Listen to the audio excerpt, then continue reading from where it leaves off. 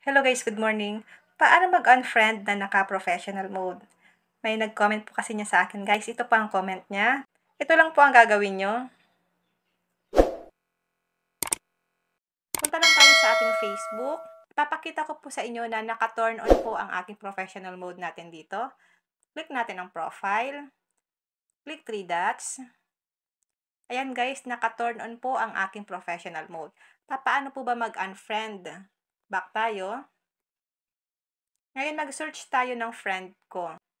Account ng anak ko. Ito pong Kensley. Click natin yan. Makikita nyo po na friends ko siya dito. Paano po ba ito i-unfriend? Click mo lang po ang friends.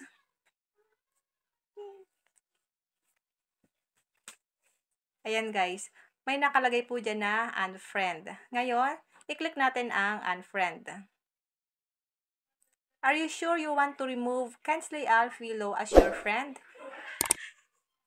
Click natin ang confirm. Ayan guys, hindi ko na po siya friend.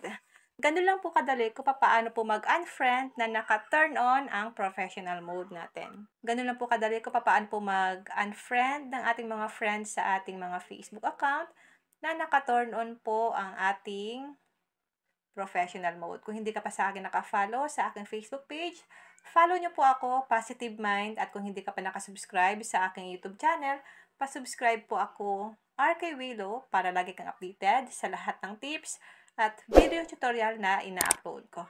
Mag-comment lang kayo sa comment section kung may mga tanong kayo. Gagawin po natin ng tutorial sa abot ng aking makakaya. And now, thank you for watching. God bless you all.